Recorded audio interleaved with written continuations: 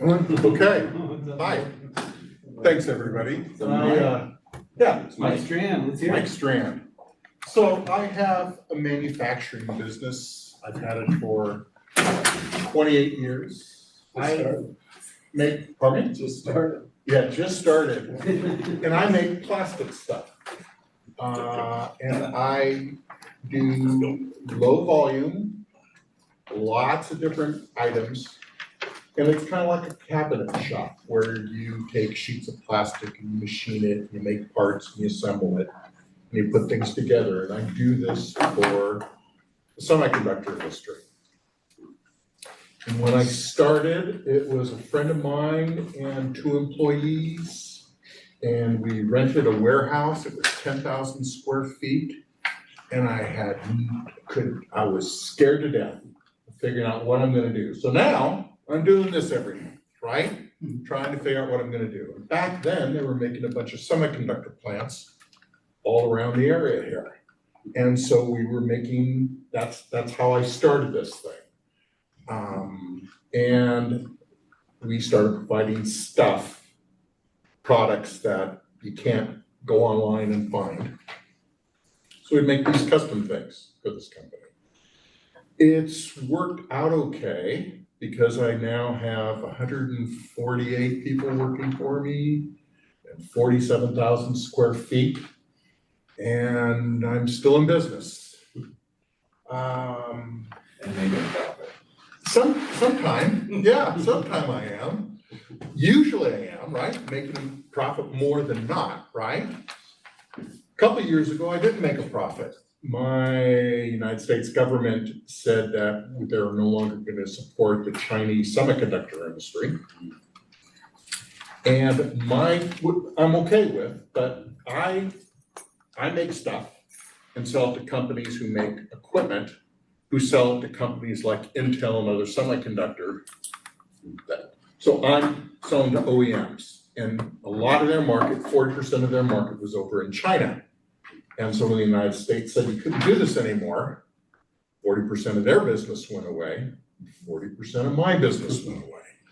So I was told not to let the people go. They'll support me, they'll do whatever they need to do, but they didn't. And so I lost money. So in 2023, I lost a bunch of money, but I kept part of my job is I've got a bunch of families that I'm trying to make sure get fed, trying to take care of people, right? So I'm not a hire and fire people. We're busy hiring, we're slowing down, get out of here, okay? That's a personal choice. You can also do business by hiring and firing people, but I don't. I choose not to. So a couple of years ago, I lost a bunch of money, right? By keeping my people employed. So when I do make money, I squirrel it away like nuts because I know that there are also going to be bad times. There's COVID, there's 2012, there's 2011. There's something that occurs every once in a while, right? And you gotta kind of have a plan A, B, C, and D. What are you gonna do on this thing?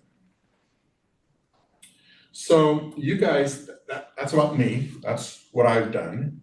And I gave a talk here when I took this class to learn more a few years ago, and they said they liked it, so they invited me back. So I'm no expert, I don't do this for a living, but I'm gonna share some of the things that I have learned, some of the stuff. You've got some handouts that hopefully will help you on this stuff.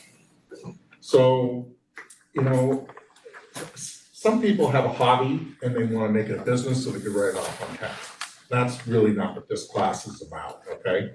Some people just buy a job, and that's not really what this class is about. You guys are trying to run a business. You're trying to make this thing a successful thing. And so it's different than those. And it's hard.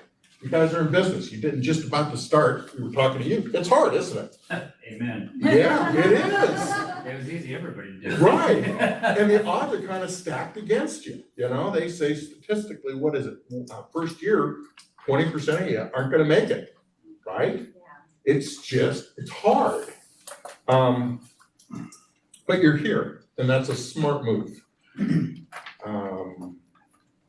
You're in business to make money, okay? I mean, maybe you can do it for other reasons. I was in business to make money. And if you can't make money, you won't stay in business. It's pretty simple. There's bringing in revenue, sales, right? You gotta bring money in. And you always wanna increase that, right? And then you wanna keep as much of that revenue as you can. You wanna minimize your expenses. And kind of that's what's kind of cash flow. That's kind of a short thing on cash flow, okay? And there are a couple of reasons businesses fail, and one of them is not enough growth. You can't get enough customers to sustain it and bring in the revenue to be able to keep the thing going. And the second reason businesses fail is they have too much sales, too much revenue, too much growth. Yeah. And that's a huge thing. That's a cash flow thing also. So in my case, as a manufacturer, there's a money cycle, okay? And I'll get an order here, I'll get an order, and then I've got to buy materials. I'm gonna pay them out here, but I'm gonna buy materials, and then I've got to take and pay my people, right? Whether it's weekly, daily, bi-weekly, monthly. So it could be here or here. And so you're gonna pay your people, and then you're gonna sell your product. And then you're gonna wait until the customer pays you. It could be 30 days, could be 60 days, could be 90 days, could be even longer if they have problems, right? So for me, this cash flow cycle, how long when I get an order to when I actually get paid for the money, or here generally, is 4 to 6 months. So I gotta float this business for 4 to 6 months. I got an order, but I gotta pay for everything and then wait to get paid 4 to 6 months. Now, not everybody's in this business. If you're a cash-only business, that's a different deal, okay? Personally, I gotta float this thing. That's cash flow, okay? Now, when we were talking earlier, okay? And let's say you have a revenue that's going up like this. And it'd be really, really nice if your expenses went up like this as well. But that's not what happens. What happens is you need to go buy a piece of equipment. There you go, it just went up. Now you're going along here. Until you figure out how to fill this gap in, you're paying for it. You hire an employee, poof, it goes up. Anytime you go, your expenses are hard set numbers, are hard set dollars, you're gonna pay more. And usually you do that when your existing resources aren't enough, right? I need to hire another person, I need to get a new piece of equipment, I need to get this thing over here, I need to do this. But what happens is it goes up and your revenue hasn't gone up. So you gotta float until you finally catch up, you gotta float that difference. You're paying for it. You gotta, right? You're paying for it. So you can say, hey, I'm gonna go out, hire a new person. You gotta pay for it until you do, right? And how do you do that? When we talk about businesses, so I've been in business 28 years. I'm really lucky. But in the 28 years, I've probably gone 5 years without making any money myself. I paid my people, and you basically scrape off whatever's left, right, for yourself. I went 5 years. So when I say it's not easy, it's not easy.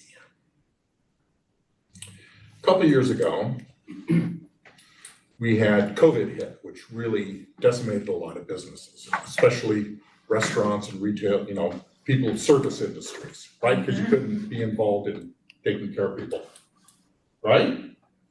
Only lost 95%. Yeah, So yeah. So a couple of years after that, we were able to continue to work through. 10% of my people disappeared. They say, I don't want to work here. I don't want to be around other people. I don't want to be sick. Yeah. I went home to my wife. I'm lucky, but then I was dirty. She was at home, so I had to sleep in a separate bedroom, had to maintain my different. What I didn't want to do is get her sick, right? If I caught something from 100 people I work with, what happened? Well, 10% of the people I worked with didn't want to be around other people, so they left. So now I don't have that. We were defined by the government as an essential business, which means we can continue to operate and be in business because we were making stuff so they can make equipment, so they can make semiconductors, okay? So I was lucky, I didn't have to close down. But now you have to figure out how you're going to operate a business. People wearing masks, you gotta have doors open. I mean, it was just an amazing experience that we all hated, right? Never had a clue that was coming up. That stuff's gonna happen. And you can't tell when it's gonna happen. I couldn't tell that they were gonna not do business in China anymore. I couldn't tell that COVID wasn't gonna happen anymore. And you gotta be able to get through those times, and that's cash. Look, if you were Bill Gates' illegitimate child, you wouldn't be here, right? You'd be doing something different. But that's not the case. You're trying to figure out how you're gonna make your cash work, okay? So part of that is trying to understand what you gotta work with, trying hopefully to have some avenues, and we'll get into that a little bit later on, of if this happens, what do I do next, right? A, B, and C, how do I make the cash I have work? When we were talking about this piece of equipment right there, buying that piece of equipment, you gotta figure out, will the growth, will it pay for itself? How long is it gonna take to pay for itself? If I hire another person, how long are they gonna take to be able to pay for themselves? They did that bullshit again. I don't know. So anyway, part of the thing is you gotta look at it and you've got to take your best guess. Nobody ever says your new employee is gonna pay for himself in 1 year and 7 months and 3 weeks, right? You gotta kind of say, hey, here's what I think is gonna happen. Here's how much he's gonna have to bring in. And if you're lucky, it does. And if you're average, it won't. And then you gotta get another employee and you gotta start again, right? So you gotta kind of figure out what your return to make this leap, to spend the money, to hire a person. What's the payoff on this thing? What's your return on investment? Will this make sense to you to do this? Part of understanding the numbers is knowing what the numbers you are and where they are. I've never taken an accounting class in my life. I don't have a degree in this stuff. I had to learn it on my own, and so I'm sharing it with you guys, okay? Just because this is what I know. And by the way, I should have a legal disclaimer that I don't know anything, so you're on your own if you believe me, right? So, But you don't use any software, like to balance your books or? oh, I sure do. Oh, okay. Oh, yeah, I sure do. I know lots of software, right? But nobody taught it to me, and I didn't learn this from somebody. And that doesn't, just because I wasn't formally educated, didn't mean I don't go out and go learn something. If I need to go know something, look, Google's a great thing, right? You could get on YouTube. Well, you gotta take it with a grain of salt, right? But you now have access to things. You used to have to go to libraries. If you're old school to have books, that's where you go, right? You go figure that stuff out. So when you're in business, you've got really 3 key resources that are kind of your partners that are really important. And one of them, customers that you know of, right? You gotta take care of them. One of them are employees. You gotta take care of them. And the other are suppliers. You gotta take care of those guys. And if you don't, so it's a job managing that. It's hard to do that. Reason suppliers are key. So back in back in 2008, there was a global economic crisis, and I caused it. It was my deal. I did that. What happened is I was in 4 different buildings in Southeast Portland, and one of the guys, the lease ended and he wanted his building back, and I had a clean room set up in there and a bunch of equipment, so I had to move. So I looked for a building that I could move all these other buildings into, and I moved out to Tigard, and I signed up on the lease, and I swear to God, a day after that thing, the global economic crisis happened, right? So now I've got, this building I leased was just a piece of junk. It had been an unloved 60-year-old building that some kids had inherited from their father, sucked all the money out of it they could, and it was just a piece of trash. So I signed up on the lease. I'm gonna fix this building up. I'm gonna move my company into this building. Yeah. Well, it was really tough with the global economic crisis because the bank wouldn't loan me money. I had a line of credit that I had established years ago. And you borrow and pay back, that's a really good thing. But they wouldn't loan me any money. And, they said they won't loan me any more money. And my banker, I said, look, you said if I ever need to borrow money, you would give it to me. He said, well, haven't you been paying attention to the news? And I said, yeah, but you said, I should ask you, and I'm asking you. He says, look, I can't loan you a dime more than you've already got. I'm gonna fight like hell to make sure they don't take your line of credit away. But I said, that's all you got. So I took a second out of my house. I had 30 people at the time. I had to lay 30 of them off because just business. I had 75% of my business just disappear. And I have a new building that I have to move into because if I don't have a place to make stuff, I don't have a business anymore, right? So kind of all in, right? Wasn't planned, didn't think about it, didn't know. Got all my chips in, got everything on the line, and it worked out okay. I got the building completed enough, brought my employees over, started making stuff. The companies I was doing business for, they started growing and things like that. And they started growing a lot. Like I went from 30 people to 120 people in 1 year, okay? You talk about too much growth being a problem, okay? That was a problem, okay? I had to pay for that. I had to pay for them, especially when I have a long lead time to get paid cash. When I talk about vendors being important, I pay my vendors as we agreed all the time, okay? Take care of my vendors. Back then, I called them up and I said, look, I need to extend our terms. I normally pay them in 30 days. I need to extend our terms. Well, how far? 120 days. Wow. Well, why are you doing Wow. that? I said, because we're growing. I've got a bunch of orders and I need your help. It's good for you and I, but I need your help in being able to do all these new orders. 120 days? How long? For how long? I said, I'll get you back even in 6 months. Okay? So I asked them. I then got back even in 6 months. I then called them up and said, thank you very much for doing that. It worked out well. Are you happy? Are you okay with this? They said, oh yeah. I said, look, everybody else who had a run, they just didn't pay us. They didn't ask. And then they didn't call up and say, thank you for your help on this.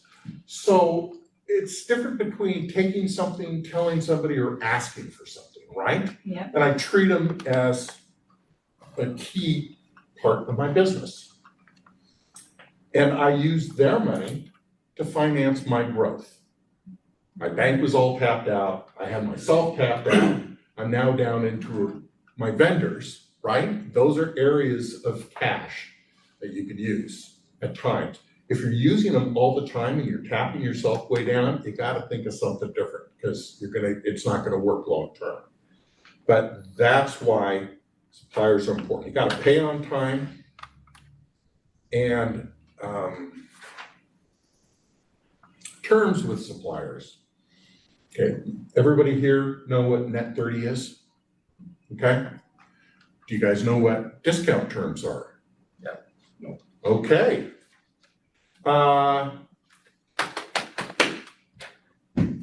Once you spend it.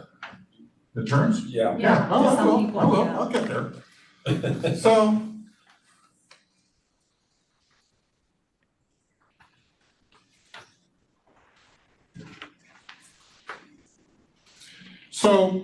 terms, normally you're gonna, net 30 means you're gonna pay everything off in 30 days. They'll extend you the credit for 30 days, okay? Discount terms.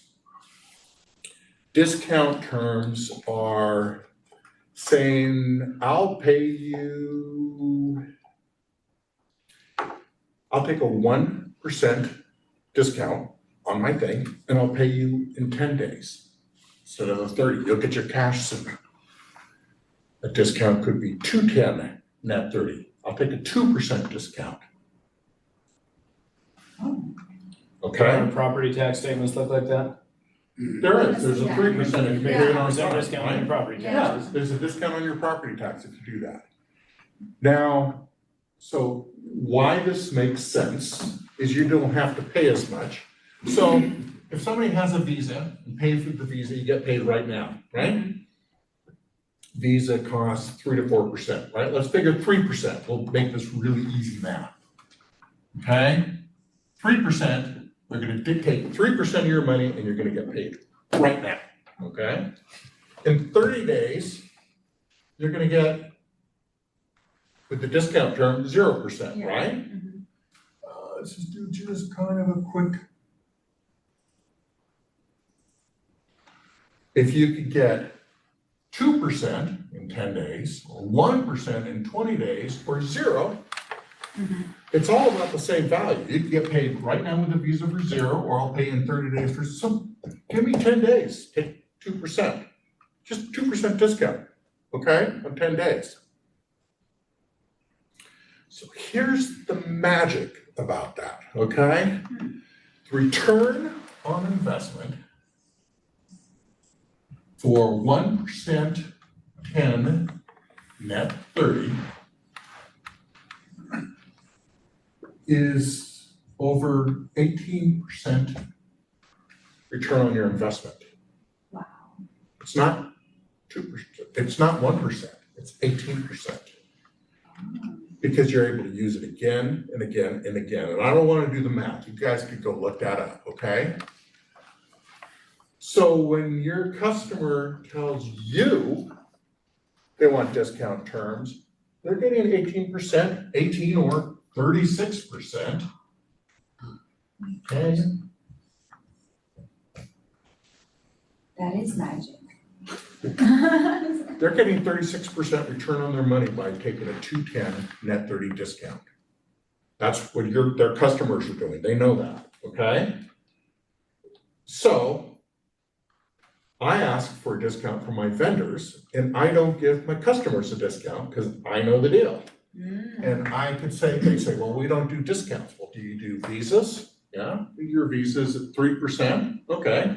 If I pay in 30 days at 0, all I'm saying is, I'll pay you in 10 days, I just want a discount for it. And if you can do this 210 in 10 days, net 30, you're making 36% return on your money. Okay? Even if you go it's 18% return because you get to use it again and again and again and again. That's where that comes up, okay? Now, if a customer says, hey, I'm gonna pay you early, but these are the terms, right? You know what the real cost is. It's not a 1 or 2%, it's 18 or 36%, okay? Conversely, how do we, because like with mine, my average invoice is about $1,000. Like, so how do I charge my people that want to pay with the card, so I'm not eating that? And then, because I usually give them a slight discount for cash or check because Right, you don't have to pay that, yeah. But how, I mean, is it legal and how do I just say, have a sign that says 3% on every Uh-huh. card It transaction? is. It We do changed, that. Yeah, we do that. Yeah, it changed a few years ago. It didn't used to be Because, legal. yeah, my wife didn't know if it was Right, legal or it not. didn't used to be legal, now it is. Now you can Yeah, surcharge. I'm just gonna get a sign then because. You ever buy I gas? I know. It's literally like, it's the first week of January, so I'm just gonna start. Yep, there Do you you go. ever- That do you ever right buy- there is my cash flow every year that I don't have. Right? There you go. Gas, fuel There is you a go. great example. $250,000, I don't know Cash what discount. 3% is, but math is $8,000, I don't even know. Right? There you Right? There you go. Gas, he said gas. You pay a credit card, they're gonna charge you, you pay cash, they're not gonna charge you as much. And then recently, because I always charge my gas because I'm after the flyer miles, Yeah. solely, it was always a dime. Take a look now, now it's 15 cents. So the spread on the cash to credit for fuel is escalating slightly. Most people probably don't notice, but I'm a penny counter, so I noticed. So I worked with, I've got a large customer, local, international customer. And they used to pay me with Visa. Their maintenance guys would say, hey, I've got a Visa here, I'm gonna do this Visa. And I charge them 3%. Well, when I started looking at the Visa, they got a rewards program with that. It was costing me 9.8% to charge a Visa instead of 3 or 3.5. And I said, and so now what do? I'm gonna charge you extra. Now I'm losing 6% every time I have a Visa thing with them, right? So I said, no, you need to I write thought me. that mine is more too if I punch in the numbers than if I. Oh, yeah, that's a risk thing. The more risk there is, I only deal with businesses, right? And I never see a card, and I get a company Yeah. like Hewlett Packard who says, hey, I need to buy these things, right?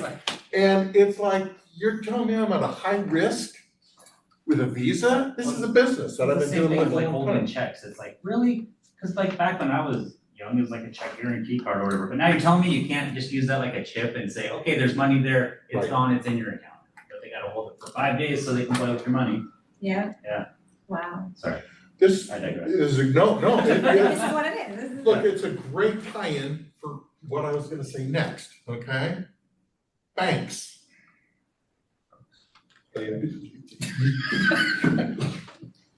You have to have a banking relationship. You have to have banking relationships. And the more risk they perceive you to have, like you don't have the card in their hand, so good, they're gonna charge more for it, right?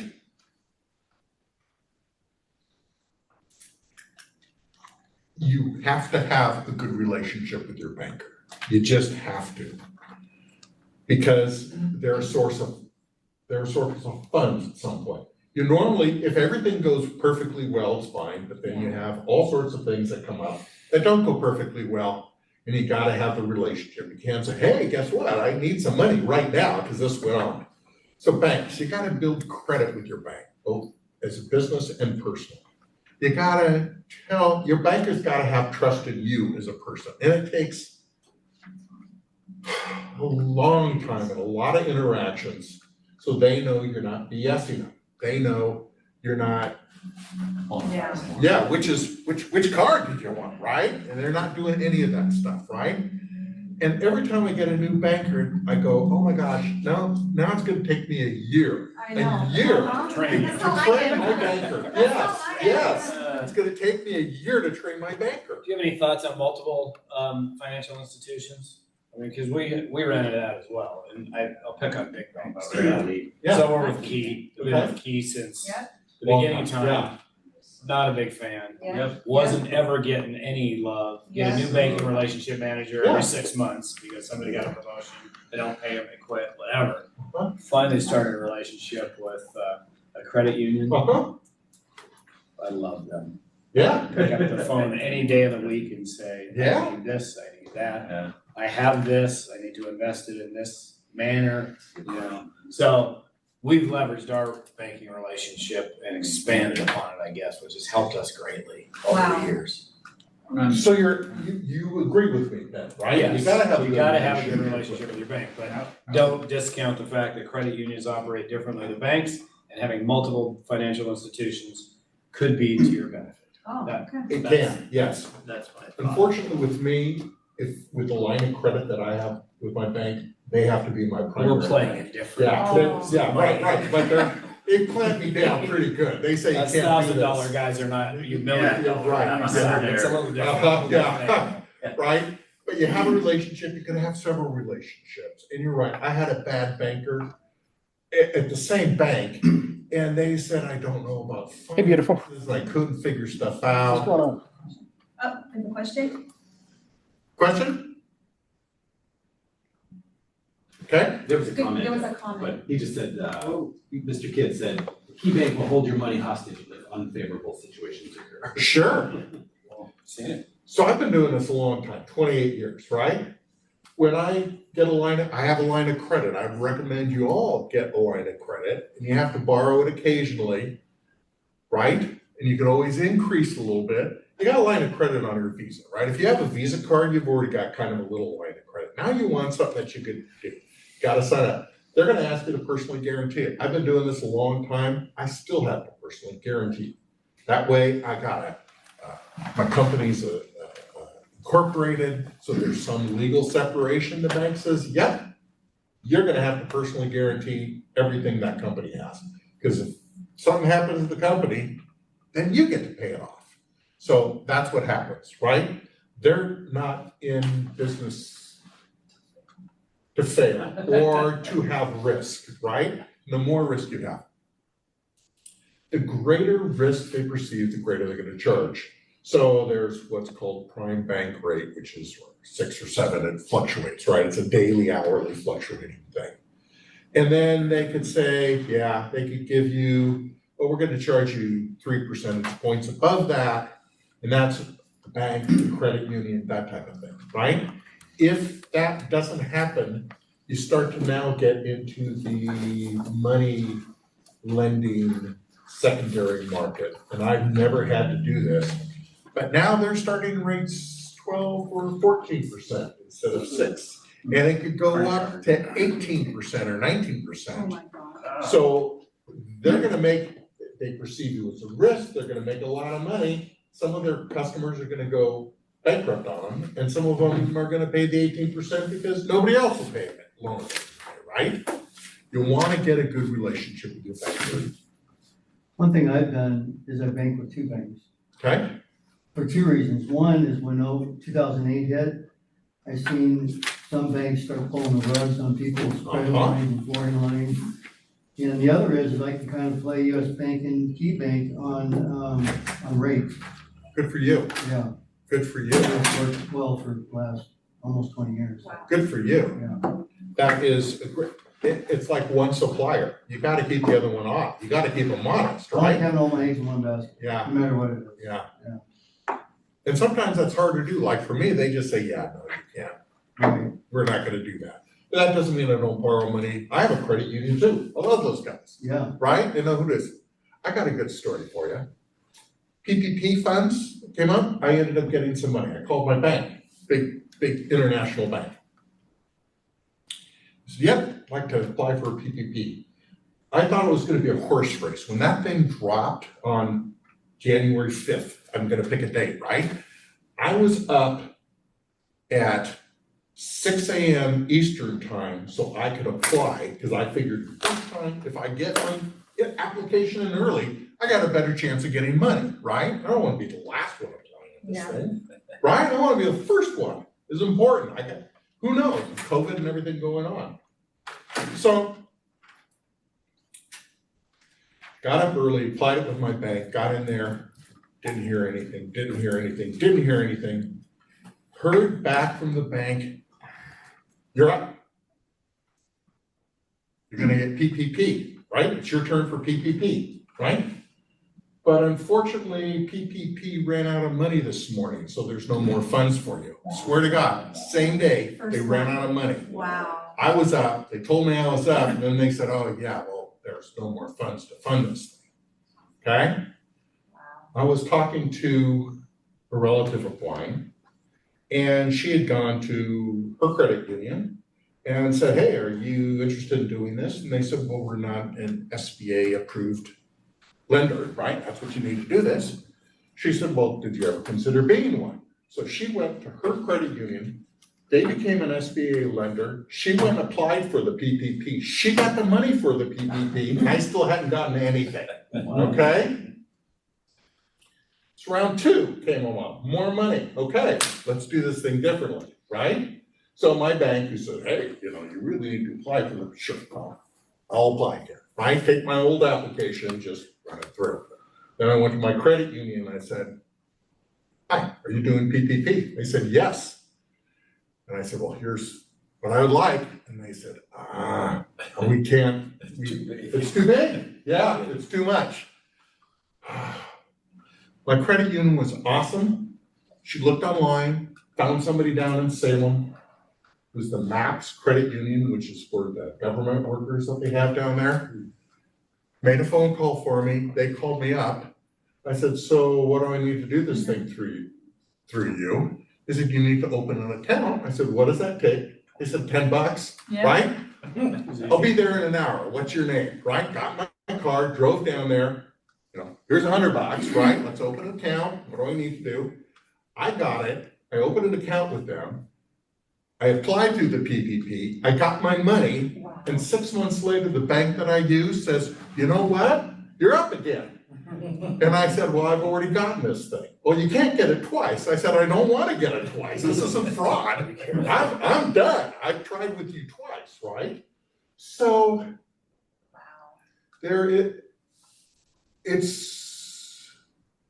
it's never really quite easy. There's a lot of things to do to try to figure out how you're gonna get from here to there, right? Don't know what you don't know.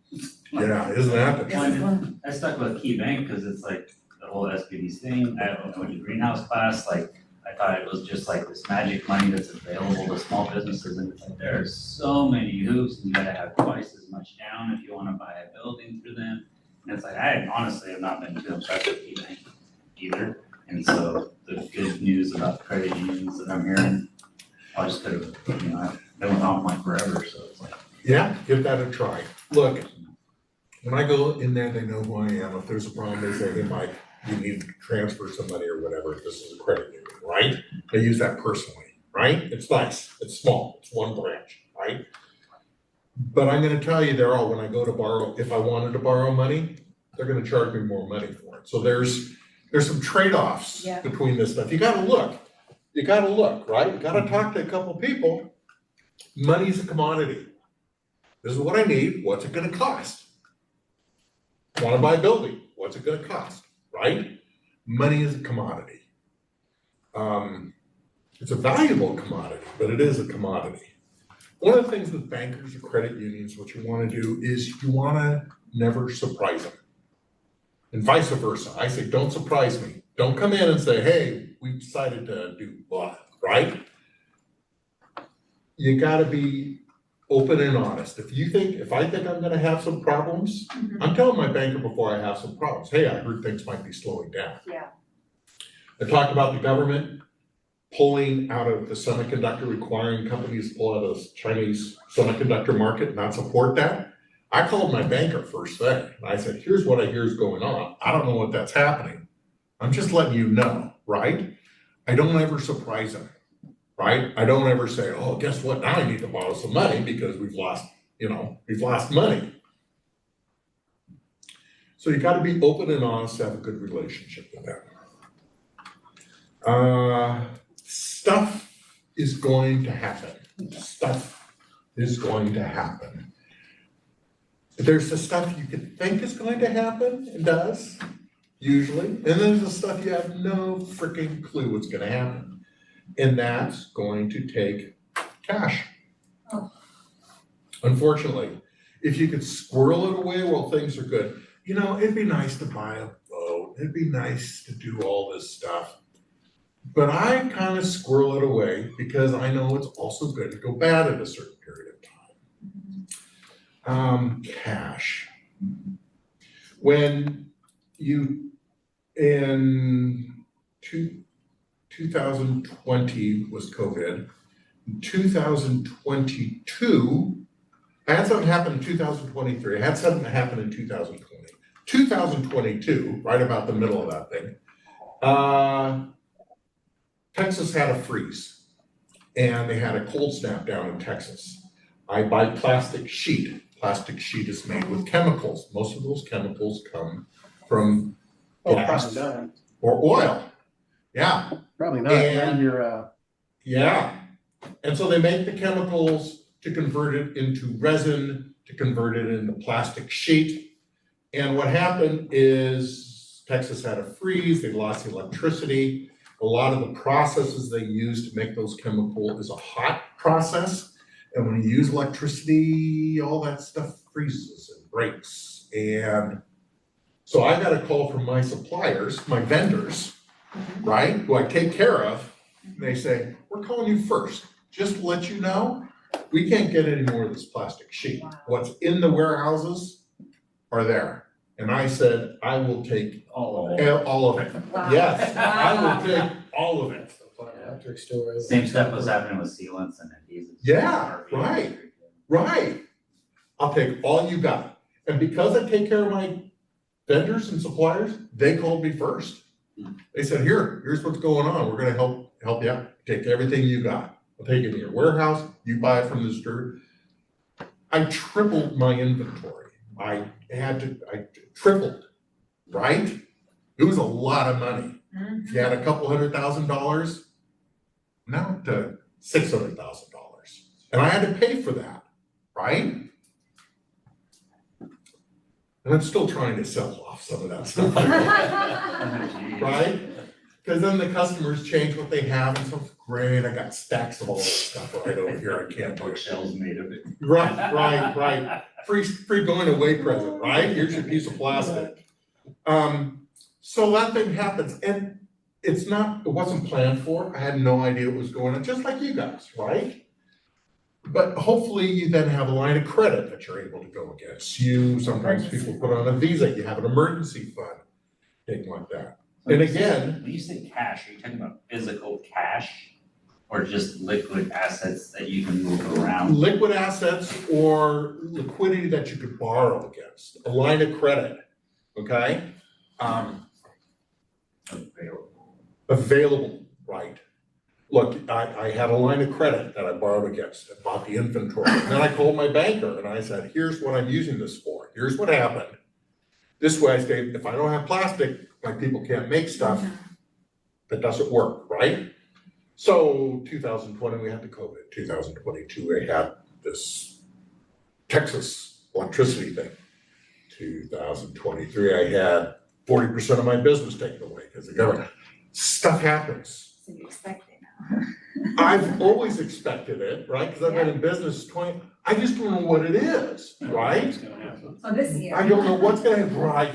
Shh, bad girl. You don't know what it is. You don't know how bad it is. You don't know what it's gonna affect you. And so you gotta have a couple plans on this thing, right? You gotta say, if this, then that, right? You gotta pre-think it. Otherwise, now look, you're all busy running your businesses. I am too, right? But you're busy doing this and trying to get that, trying to get sales, take care of the customer, pay your bills. It's not easy, man. It's a bunch of frickin' work. But there's some things you have to do. You have to know what's going on with that, how much you have. So part of what I have brought and provided to you guys is some spreadsheets, some information that I have. And numbers are just boring as all get out. Chris had sent a couple things off to you guys. One is a blank spreadsheet. This is the spreadsheet I use. I took mine, made a blank one, sent it to Chris, so you've got all of 2026 that you can fill out, okay? I provided then a sample one. These are real numbers from a company. So this isn't magic, right? This is a real number. Every month, so in financials, there's P&L and there's balance sheet. Those are two primary financial statements. A bank, an investor, anybody is gonna look at to see how you're doing. It's a report card on how you're doing running your business. The P&L is what your income and expenses are, okay? A balance sheet is what you own and what you owe. Okay? You own a house, but you also owe on the house, right? You have a mortgage. That would go on the balance sheet, right? This, one of the things I filled out in this little copy here, okay, is there are parts of the P&L that are important to know. One is revenue, sales, how much you're bringing in, okay? The other is cost of goods. That says what it takes to build the product, the direct product, okay? People who are touching the product. Well, you take the revenue less the cost of goods, that's your gross profit. That's how much. Then below that, you have your expenses, your rent on your building, some of your overhead. If you were in a restaurant, you have the back of the kitchen, which is direct. You have the front of the kitchen, which is maybe that overhead, okay? Your insurance that you pay. All that goes into your operating expenses. You subtract that, then what you get is ordinary income. Another word for that is EBITDA, earnings before interest, tax, depreciation, and amortization. And that is what banks and companies look at. If you ever want to sell your company, that's what they're going to look at, okay? Is an EBITDA number. And that's what ordinary operating income is basically the way I've got this set up is an EBITDA. And then you've got other income, other expenses. This is your interest. This is the taxes. This is depreciation if you're writing off some equipment. All that falls into that other income expenses. And at the bottom of this thing, it becomes net income. Here's what you get to keep. This is what you get to finance everything. Everything else gets spent. This is what you got to work with. In this case, if you look for January 2025, you'll see some numbers.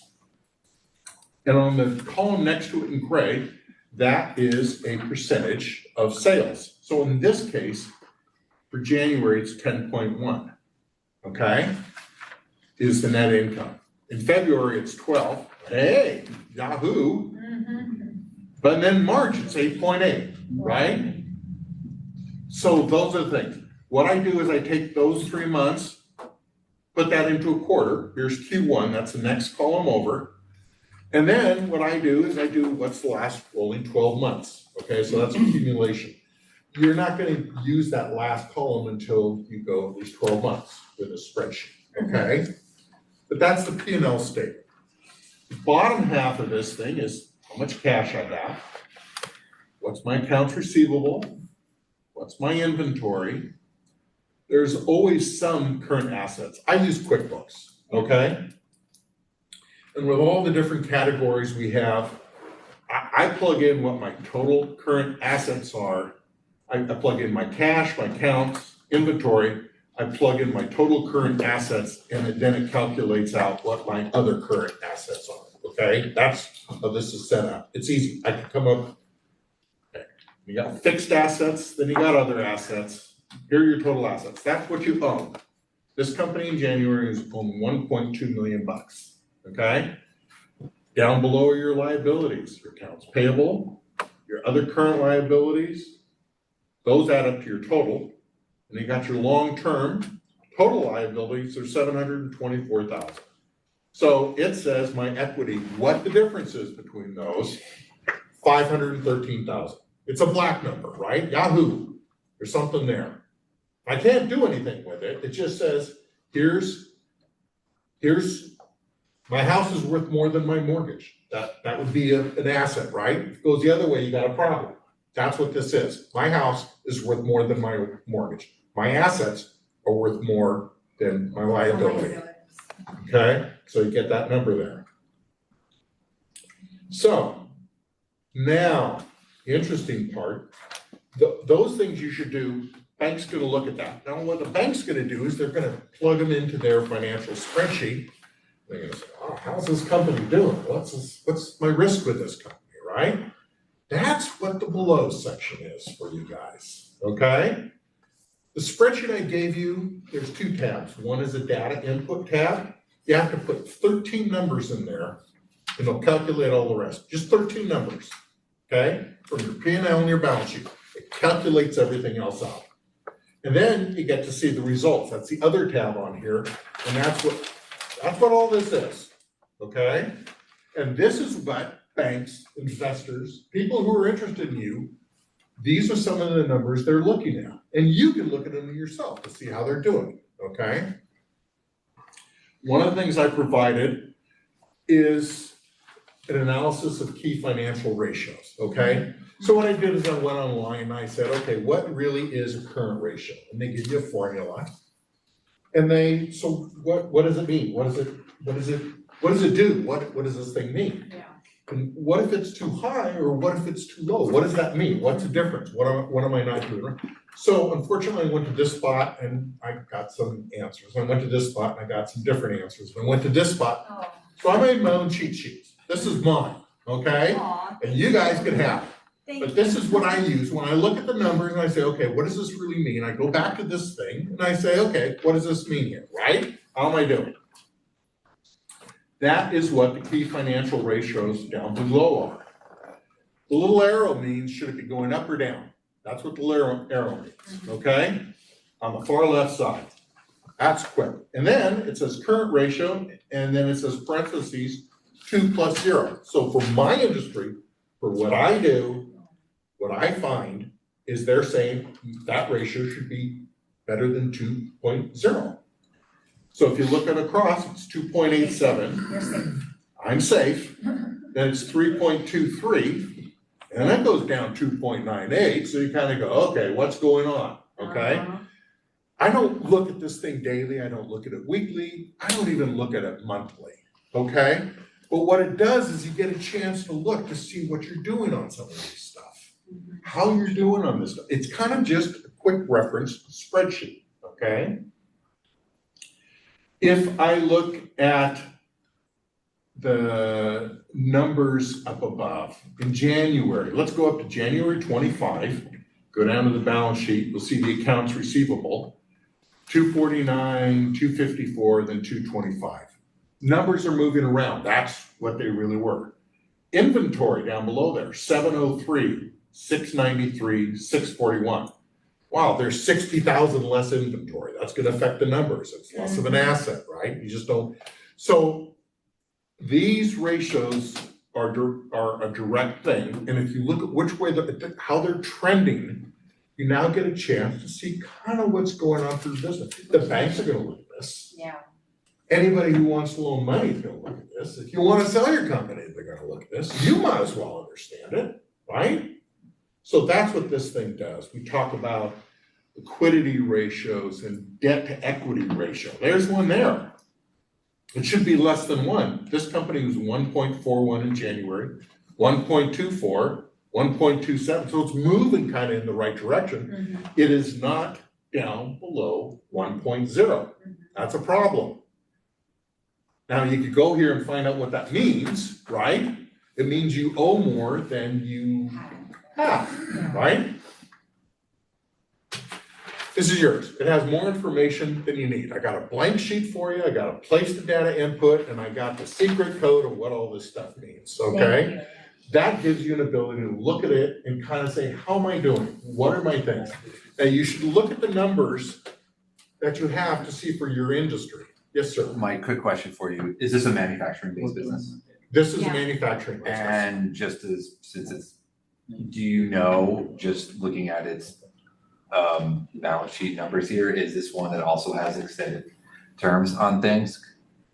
It does have some extended terms on Okay. things. Wow. Yes.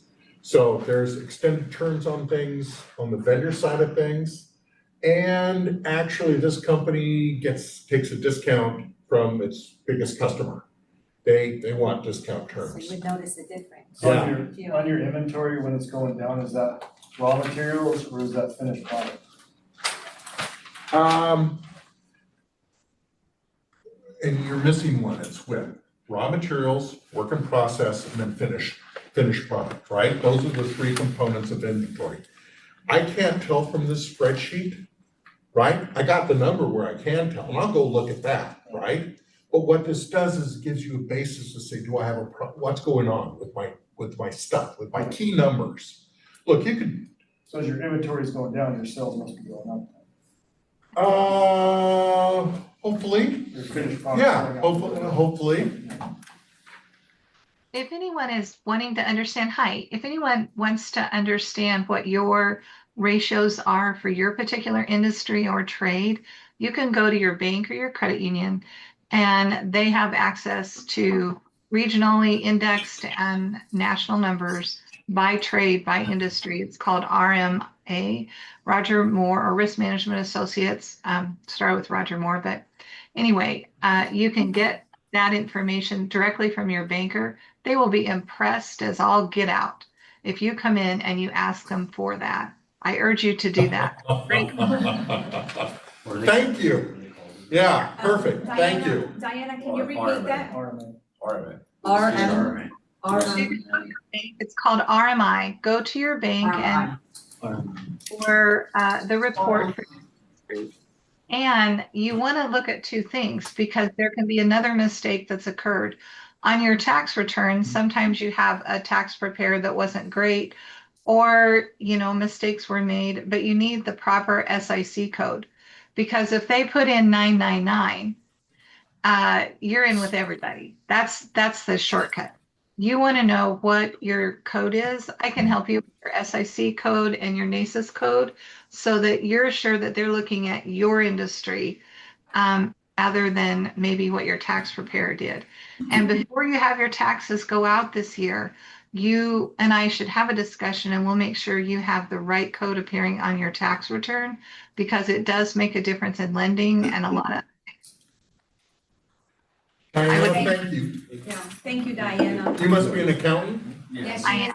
is. Okay, Yeah, thank you. she is one of our advisors too here, so if anybody needs help. Yeah. She offers free advisory.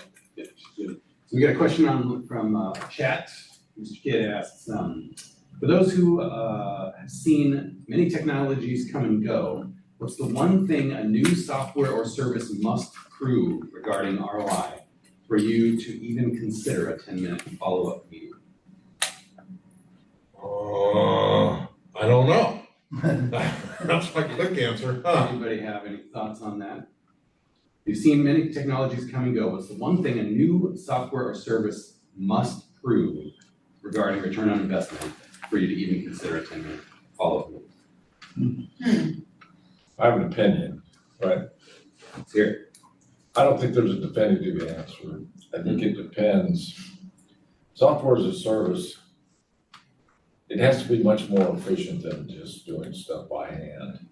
And it has to add more value. It has to create value above and beyond. And typically, what happens that I've seen is that people buy software as a service and then they expect it just to be magic comes out of it. But what you really need to do is analyze your business processes across the board and fix those business processes and then automate.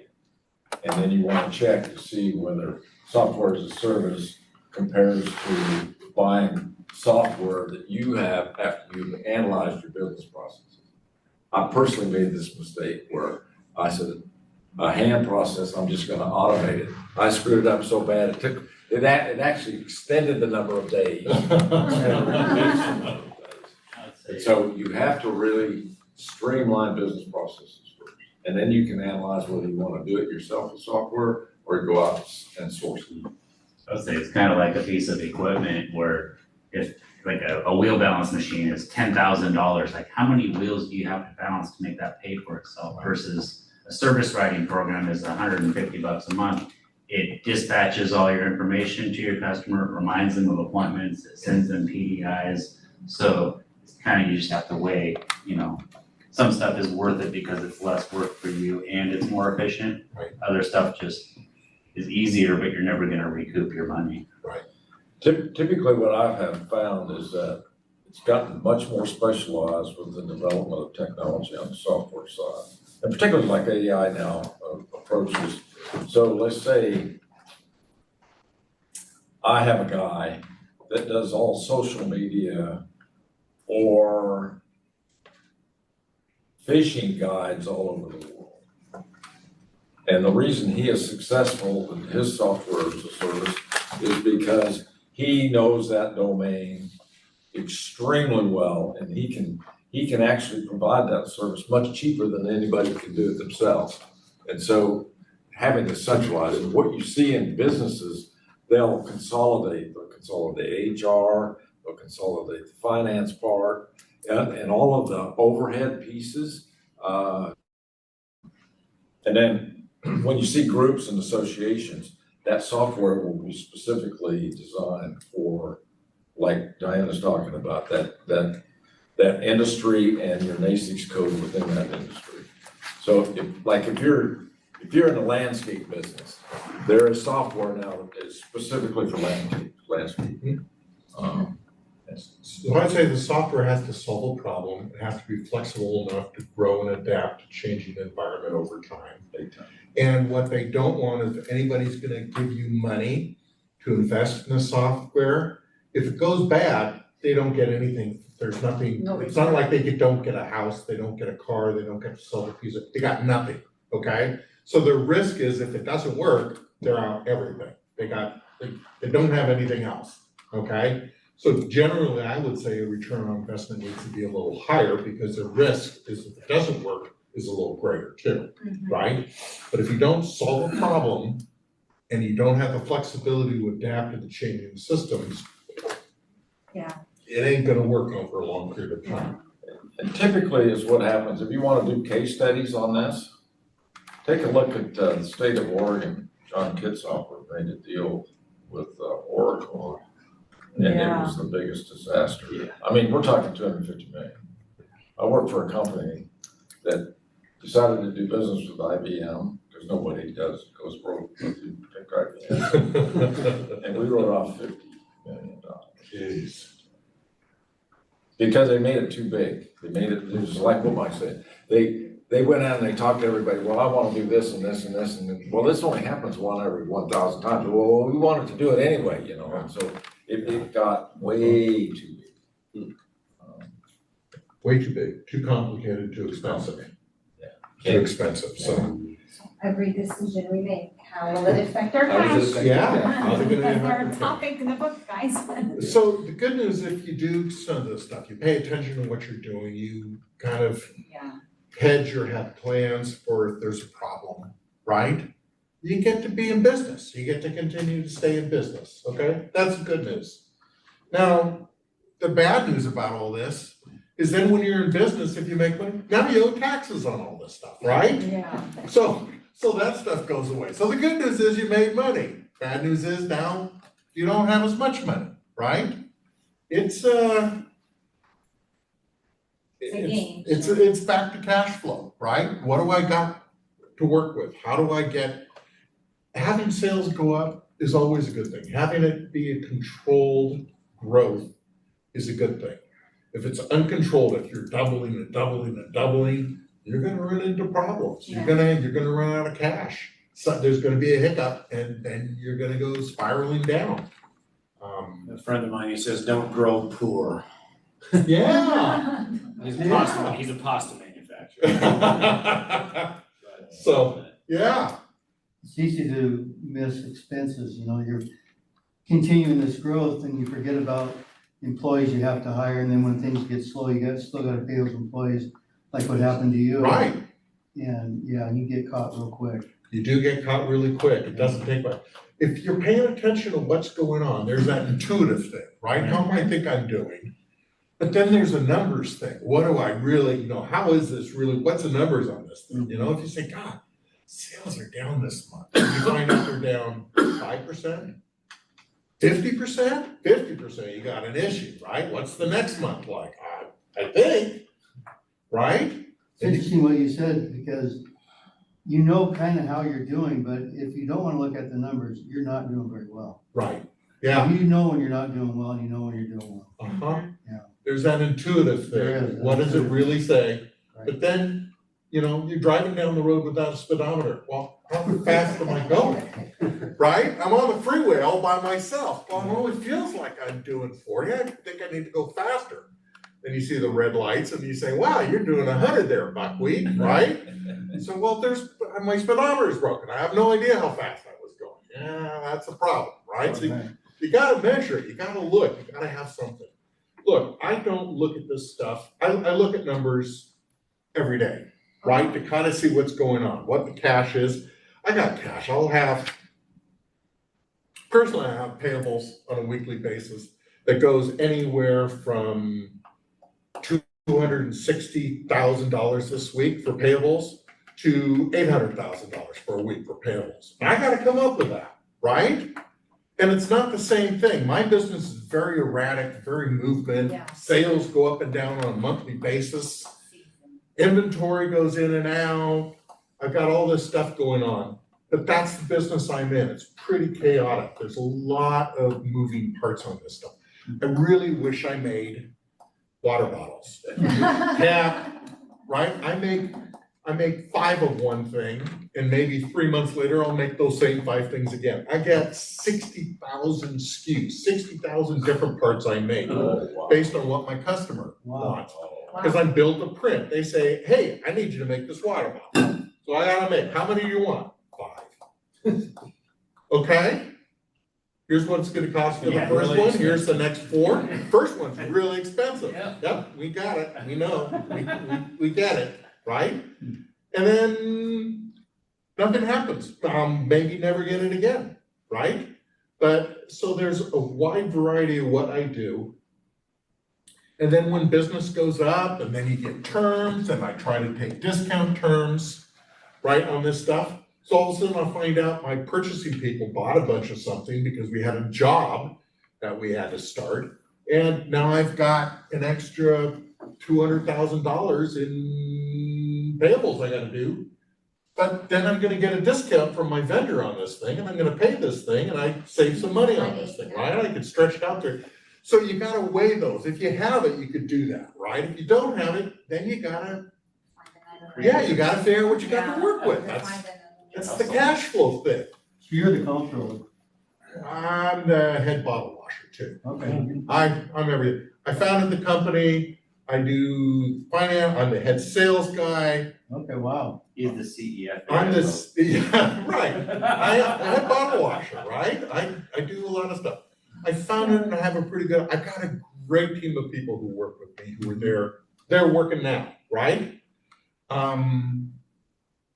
But yeah, I try to watch my money, So right? how are you, I guess, I don't know the right term, hedging your bets? Let's say you're doing the discount, right? Yeah, So you have a chunk of cash that you're throwing at them to save money here, and if someone goes long on payment, now you've kind of shorted yourself, yeah, because you're gambling with your own money, yeah, hedging your bet that everyone else is gonna do what they say. yeah, Has that ever happened? yeah. I was gonna say.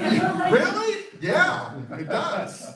Luckily, the amounts I'm dealing with are small enough that it's not gonna put me out of business, okay? And I've been doing this long enough to save enough away, so I have something to start with.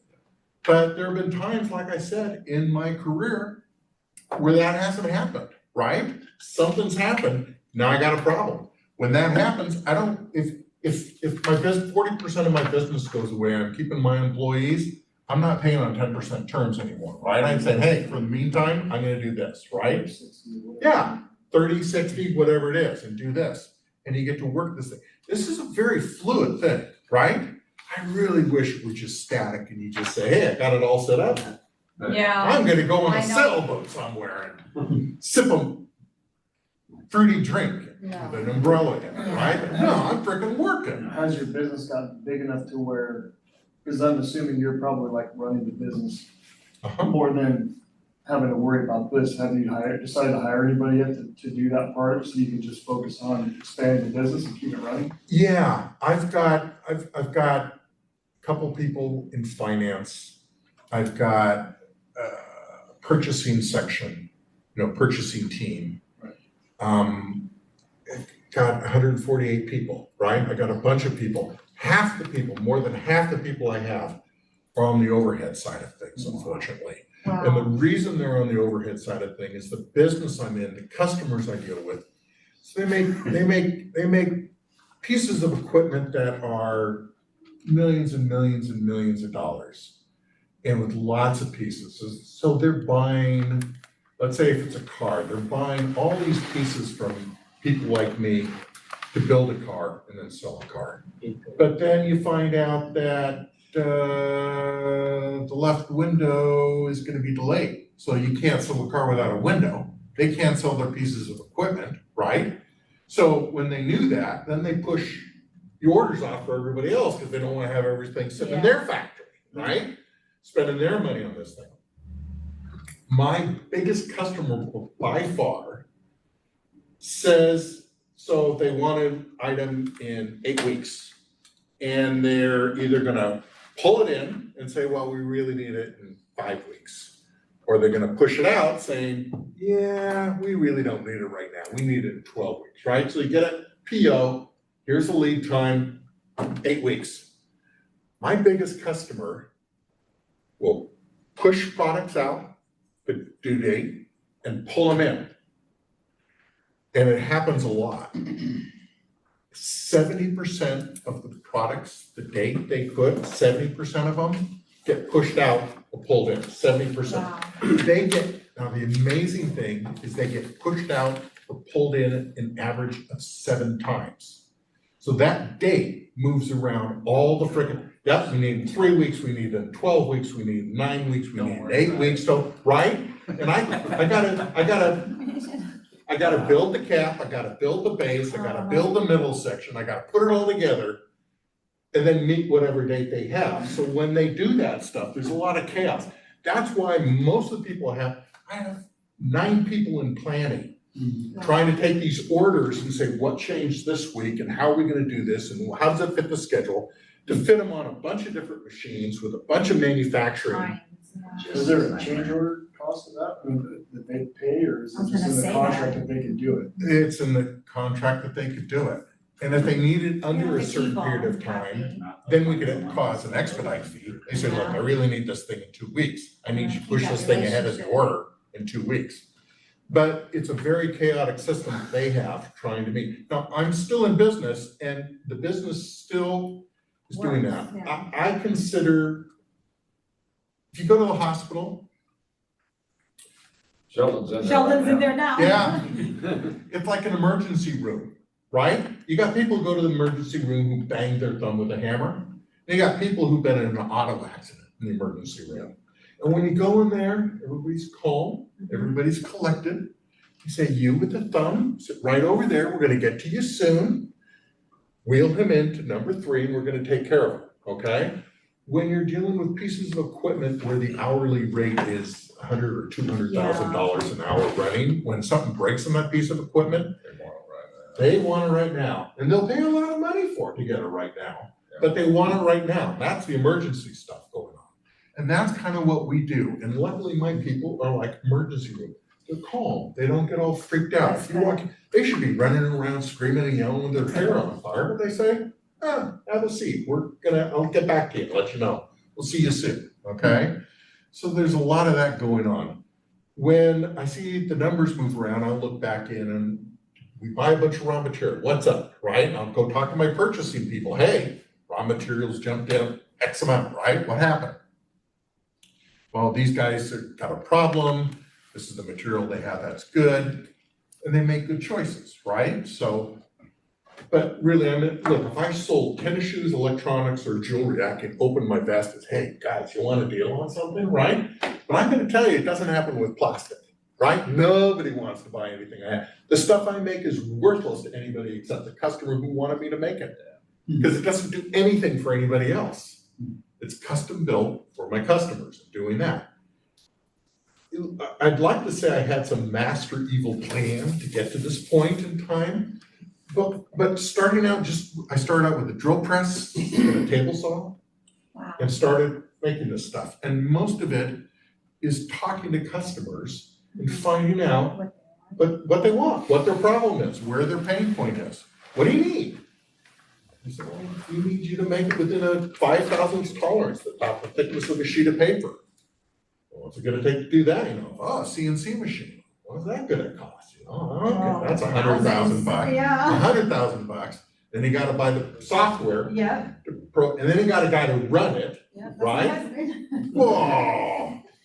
Okay, yeah, And a guy to set up the machine. right, yeah, gotta get the machine in, he gotta do that. Right here, that was right there, right? And I had to pay for all that stuff, but the fact is, then I got that business. Long term, You know what you could, long term, I own 28 yeah. pieces of CNC equipment, right? So you gotta find out if, oh my God, there's so many things. I had a customer tell me, if you put in an MRP system and a quality system, we're gonna give you all this work. We're looking for a second source supplier, we're gonna give you this stuff. Okay, hired people, bought the software, put this stuff in, got all this stuff going. I would go with someone else. And in the meantime, he went, oh, yeah. I said, I got it all, I'm ready. Oh, yeah, we ran into a problem here. We have to redesign the whole thing, so we're gonna stall out sending you a PO for 24 months. Oh, my gosh. It's like, My gosh. really? I rented a building, I bought this stuff, I put it in here, I hired all the people. And now I gotta sit around for 20, you're killing me, right? Yeah, I know, that's what corporate wants to do, right? Does it come back around? It does, it did. I had to survive that, right? That's one of those unexpected things. Well, so are you enjoying the business more now or when you were doing it all yourself?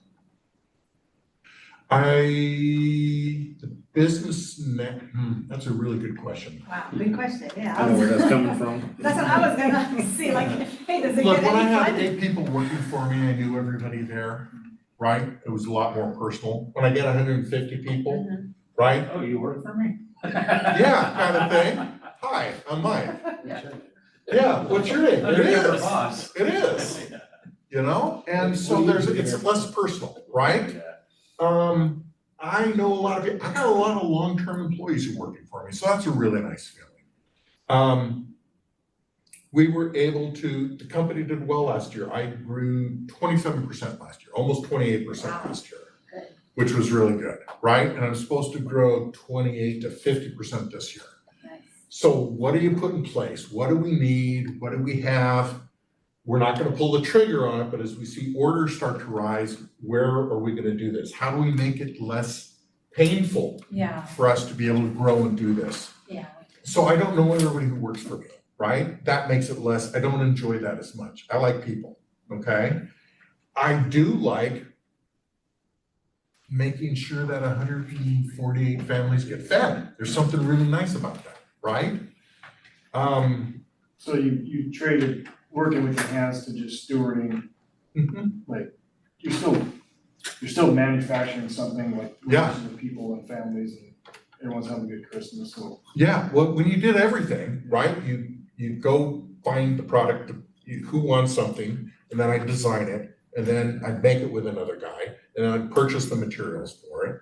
You know, I quote it and purchase it and get it and make it and ship it over there. I did everything, right? I did the whole thing. And at a certain point you say, okay, well, I need somebody else to do X. I just don't have time to do that all. Yeah.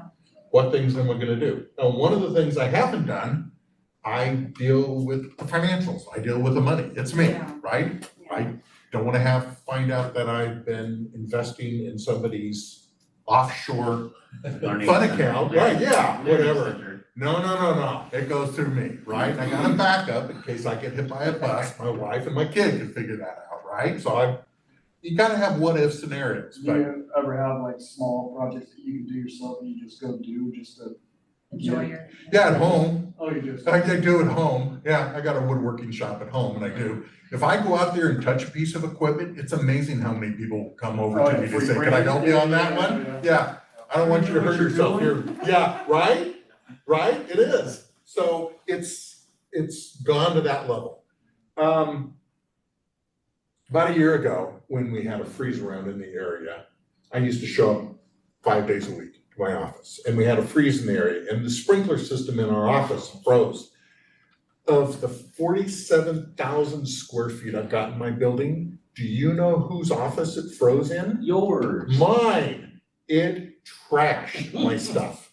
My stack of papers that I had on my desk that I was working on and all the projects I have, you know, I'm old school, right? Guess what got absolutely trashed, right? Just trashed the whole thing.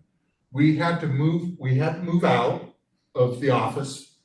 The server room had an inch of water in it, but luckily we had it above there. So got an IT person. Survival. We did. We all got together and said, what are we gonna do? What do we need to do? Let's get the computers out of here. What do we need to do? So I had fold-up tables out in the manufacturing area where people were working on the computers with cables all over the place, just so we lost one day of business. We lost one, and we weren't late on anything. We just weren't able to do production. Production we couldn't get any new orders in, we couldn't process it. We lost all that. So you don't know what's going on. At that point in time, I decided I think I'll work at home most of the days because I can sit at a fold-up table, but I've got an office at my house that I use and I like it. So now I just show up to my work now, Wednesdays and Fridays. I'm there all day long. But I put in 50, 60-hour weeks for the first 20 years, right? And I was there 5 days a week for the first 26 years, 27 years, right? It's only now that I'm doing this because I'm old, right? They cut me a break on this thing, but they run it on the day-to-day activity. They're running it. But it wasn't like that at the start, and it wasn't like that even early on this thing. As you get to the point, congratulations. You're a much smarter person than I am. But it's a bunch of work. You gotta work hard, you gotta work smart, and it's not easy for anybody. It's just not. No. So, congratulations on taking this class, everybody. We just have one more question here. Yeah. When you didn't know who would buy your product, what questions did you ask people to figure out if the problem was real and if they would pay to fix it without pitching them? Okay, so luckily I have an extensive sales background. And it makes it really easy. This is what we do. Who would I talk to about that? Call the receptionist, right? You call up a company like Intel, which 10,000 people do you want to talk to, right? This is what I do. And you can't say a decision maker because about what? And they'll send you off to somebody and say, hi, I'm Mike with Apex. We do plastic fabrication. Who would I talk to about a chance to do some business? That is my sales pitch. You got it all, right there. Just who I am, this is what I do, who would I talk to about some business? I don't want to be your buddy, I don't want to be your friend, who do I talk to about some business? And then you call again, and you call the next person. I talked to Frank, Frank said, you might be, this is who I am, this is what I did. Is that you? No, it's not, it's Ron, okay, Ron, hi. Just talked to Frank, he said, this is what I do.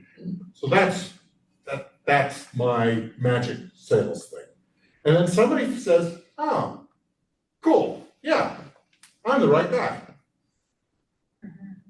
It's hard, I'm in a niche market. I'm like a three-wheeled car, right? Not many people want a three-wheeled car, but if you do want a three-wheeled car, I'm the right company to do that. Did that answer that question, do you think? Mr. Kidd asked, so.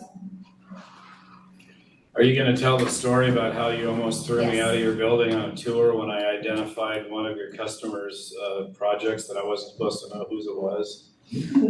No, I forgot all about that, but yes, I do. Look, most of my customers, they require from me non-disclosure agreements. I can't say that I do business with them, I can't say what this thing is. Cybertruck. Yeah. So, I came for a tour. came for a tour, yeah. And you walked me through the plant.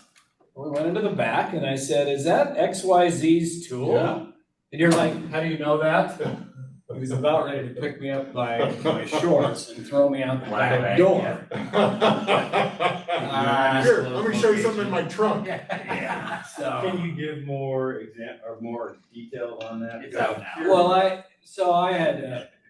we had a mutual customer, I guess. And I was their caterer. So I had been behind the scenes for years.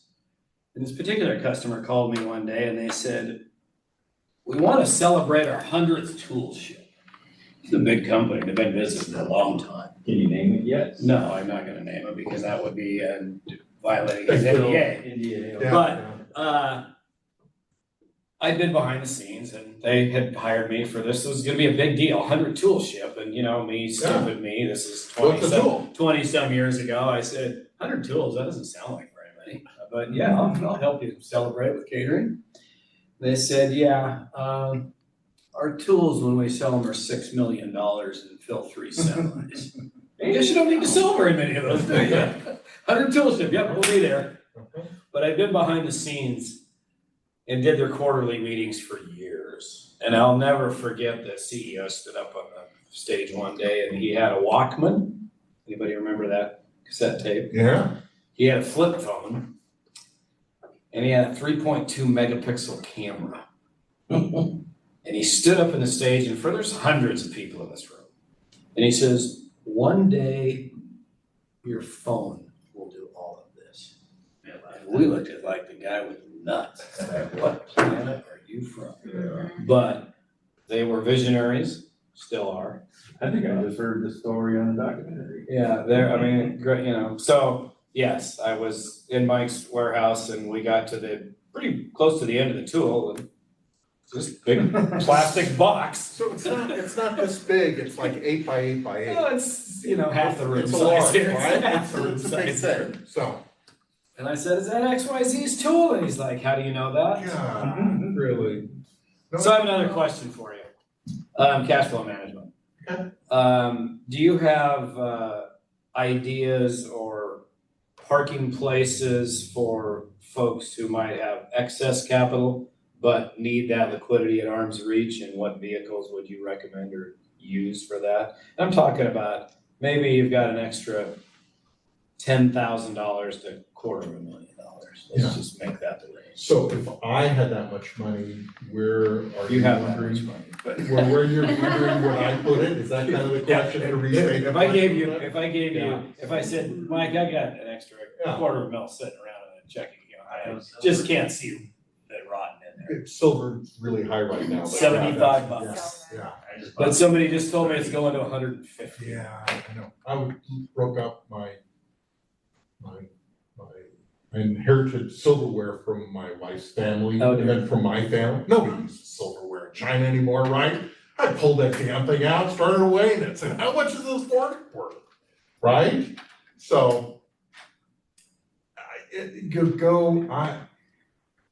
I'm not gonna answer that because what is good for me isn't good for everybody else. You know, I personally had index funds for a long time because there's a low cost to get into it. You can buy it, you could sell it, you could do this through an investment company like Schwab or something else, Sure, right? sure. It's Yeah. S&P 500 index fund or whatever it is. And, you know, the great Warren Buffett said that's a great thing to do. You should do that. There's a low cost, expense cost, and you get all the returns on this thing. But then with like, you know, I think the stock market's overpriced and I got in a money market now. So, you know, but I lost on the gain, half last year, but I'm trying not to lose anything on this thing. So it's a Right. real, you should go speak to somebody on investing money and where your comfort is because. For me, it's been T-bills, mega money markets. Yeah, there you go. CDs of different Yeah. terms that have been shopped. But that's a lower return. And those are, you know, But it's really, safer. but if you got $100,000 that you're not doing anything with, Yeah, would you rather get $4,500 or $5,000 of exactly. $100,000 at the end of the year and watch it rot in the checking account? Yeah. Because you're certainly not the checking account. not, yeah, And if you put it in there and the market drops, then you've lost that. Now you need time to get that back, right? So right. that's a big, Yeah. that's a That's a big, whole other class. That's a whole Thanks nother for not class. answering the question. yeah, you're welcome, yeah. Well, thank you so much. Mike, anybody have any last minute questions? I think we went over too, we appreciate your time. Thanks for having me. I gotta tell you that this sheet is a sheet I've been like in my head, when I first learned about all the ratios. Yeah? I was like, how come there's not a sheet I can download with all these ratios, where I put one number right here and That's, everything. Right? So outstanding. Right? Thank you. I had to make that myself because I looked for the same thing. How do I find this thing? Okay, I can do a spreadsheet. It doesn't make sense, it doesn't exist. If I had to do it over, if I had to do this whole thing over again, I would have gotten into software.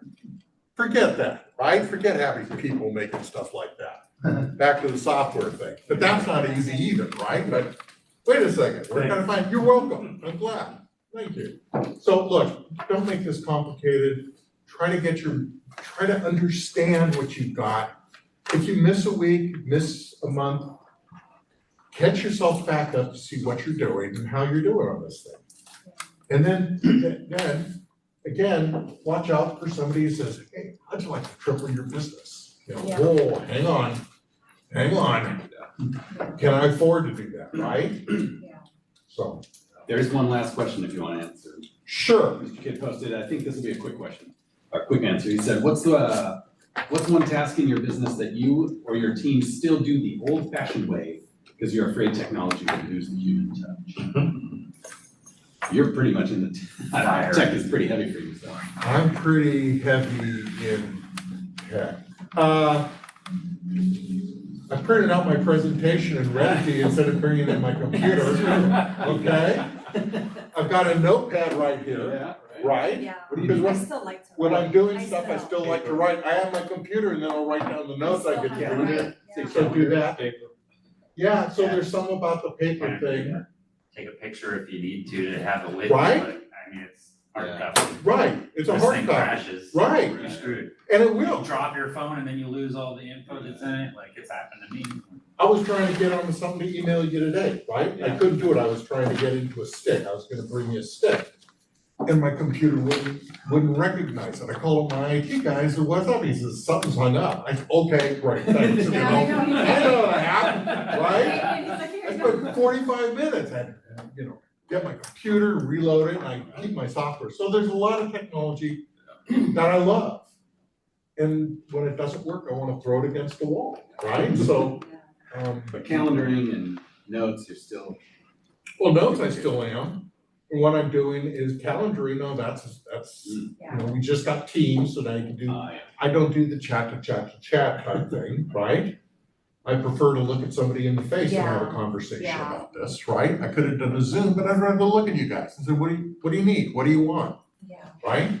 That's so- See, I like the personal relationships too with, like you're talking about with the vendors and stuff, and it's like, it's amazing how many vendors steer you to their website, or they steer you to this or that, or they don't send out outside sales reps, and it's just like, what are you even? It's just this Yeah. inhumane No, world. human touch. It's so short term too, yeah, that's really. It is, it's become less Civilized. one-on-one, yeah. I go into a lunchroom and there's 40 people taking lunch, and yeah, everybody's on their phone, there's no communication going Have on. a basket when you go into the lunchroom. Almost, You know, yeah, it's like, almost, this is your chance to talk Talk to to each people, other, fellowship, guys. I know, hey, There's a picture on the internet where they take pictures of people like sitting in the restaurant and everybody's on their phone, and then they Photoshop the phone away, and everybody's just sitting there staring at their hands. Like when you go out as a family for dinner, it's like whoever touches their phone first has to pay for the meal. Yeah. Yeah. well, that's a good one, I like that, yeah, the Like a phones drought. are away, yeah, no. Thanks Okay. again, Mike. Yeah, Mike. thank You're you. very welcome. Your business, yeah. Very good, thank you.